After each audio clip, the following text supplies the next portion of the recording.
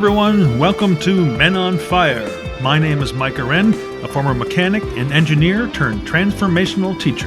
And each week I'll deliver an inspiring message to help you excavate those repressed inner negative feelings and install new thoughts that will finally allow you to truly become the person you were born to be.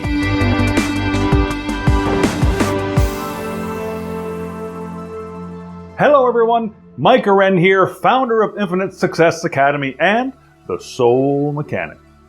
One of the most contentious issues that people deal with, I find, is relationships. We all have them, whether you're talking about the ones with our family, co-workers, or romantic partners. It doesn't really matter. Every single interaction with another life form actually can be classified as a relationship. So why are they so difficult to maintain? What constitutes a good one? And how do I have a great one? Well, today we'll answer all those questions and more. Well, I've heard it said that all relationships is two people learning how to trust each other. Now, that may be part of it, but it certainly doesn't go deep enough. So strap on that scuba tank because we're going to dive deep right now. So when human love relationships fail, why do they fail? Well, they fail because they were entered into for the wrong reasons, meaning not wholly beneficial or conducive to their survival. Most people enter into relationships with an eye toward what they can get out of them instead of what they can put into them. There can only be one purpose for relationships, and for all of life for that matter, to be and to decide who you really are. You see, you need to decide what part of yourself you'd like to see show up, not what part of another you can capture and hold.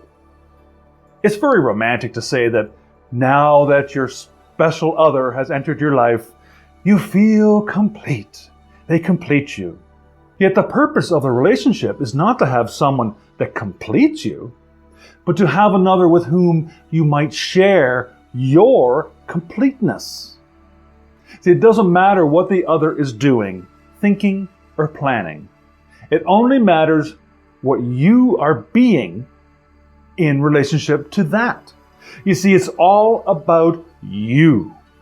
That's right. If you can't love yourself, you can't love another, and you certainly won't find your love in them. Many people make the mistake of seeking love of self through love of someone else. Now remember that everything you think, say, or do is a reflection of what you have decided about yourself. A statement of who you are. The first question to ask yourself then, when entering a relationship, is always, what do I want here? Not, what does the other person want here? The reason for your relationships are in such a mess is because you're always trying to figure out what other people want instead of what you truly want. Then you have to decide whether to give it to them or not. Then in order to decide this, you have to decide yourself if perhaps there's something you want from them, which could be affection, sex, money, security, etc. Now, if there's something you want from them, then your survival mode kicks in and you try to give it to them so you can get what you want in return. Now, this is a very delicate game of I'll scratch your back if you scratch mine.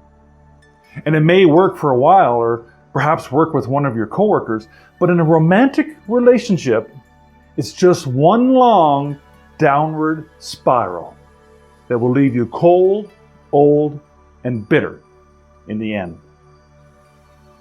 This is what I've learned on my journey. The purpose of all human relationships, as well as relationships between every other person, place, or thing as well, is not to figure out what they want or need, but what you require or desire now in order to grow, in order to be who you want to be. When viewed this way, relationships are not something we need to be locked into for all of time. Rather, they can come and go in peace as we grow and learn who we truly are. Relationships shouldn't be measured by how long we're in them, but by the quality of the time we spent learning and growing about each other along the way. So your task today is to examine all of your relationships. Write them all down. Listen to what you can see. Relationships to see if they are serving and completing you. So if they are, wonderful.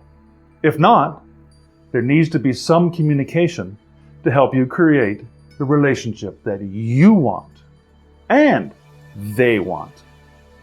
Working together to get it right can be so satisfying. You've been listening to The Soul Mechanic, and it's been my absolute pleasure to serve you, sending you love, happiness, and abundance, now and always. Bye for now.